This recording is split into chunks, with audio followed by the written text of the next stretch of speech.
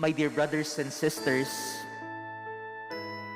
I think the gospel passage for today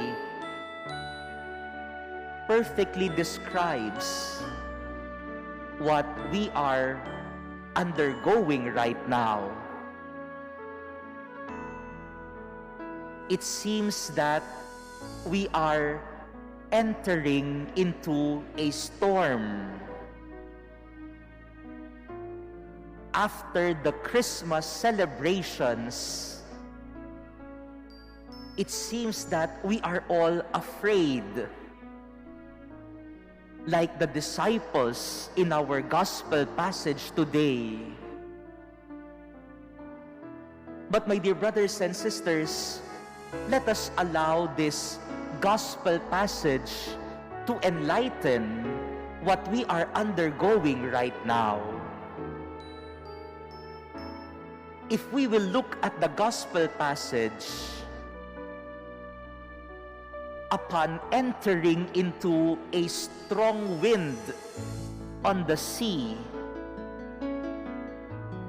the disciples looked only at the storm that was passing by. But the disciples failed to recognize the presence of Jesus even in the storm.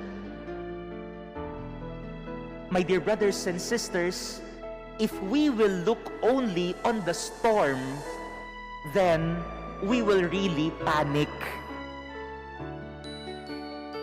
Have you noticed how people panicked these past days? My brother was texting me yesterday. The news are true. I cannot buy any medicine in our stores. Why have people bought all the medicines? Kaya nga ang tawag natin dyan, panic buying. You are buying not because of your need, you are just buying because you are panicking. If we focus only on the storm, then you will really fear. You will panic. But Jesus tells them, "It is I. Take courage. Do not be afraid." My dear brothers and sisters, sometimes we just need to recognize God's presence, and everything will become again. We need to recognize God's presence so that God will calm our fears and panic.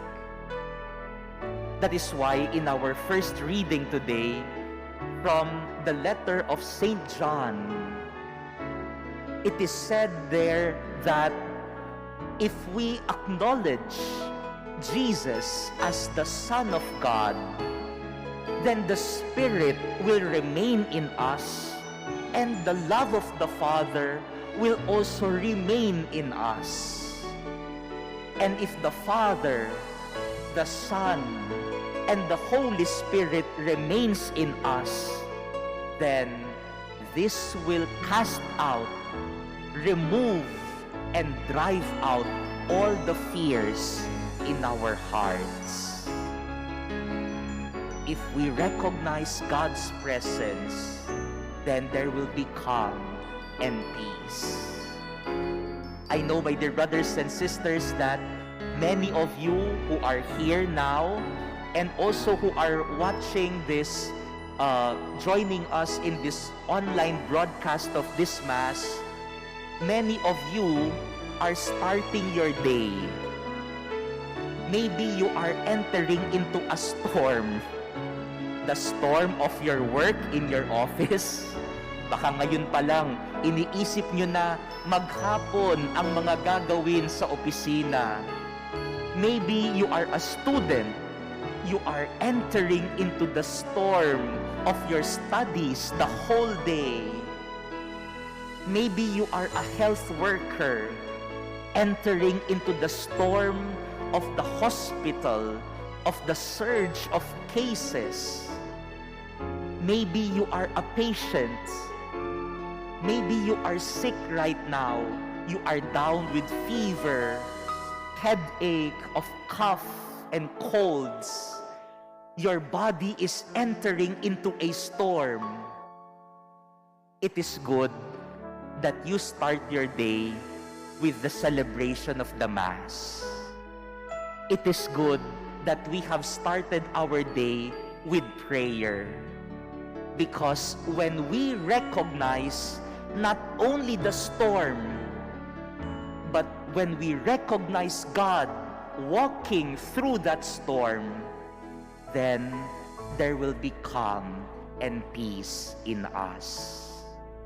Let this celebration of the Mass at the start of our day allow us to recognize and see not only the storm, but let us recognize God, Jesus, walking through that storm. And when we recognize God, then there will be calm and peace. Amen.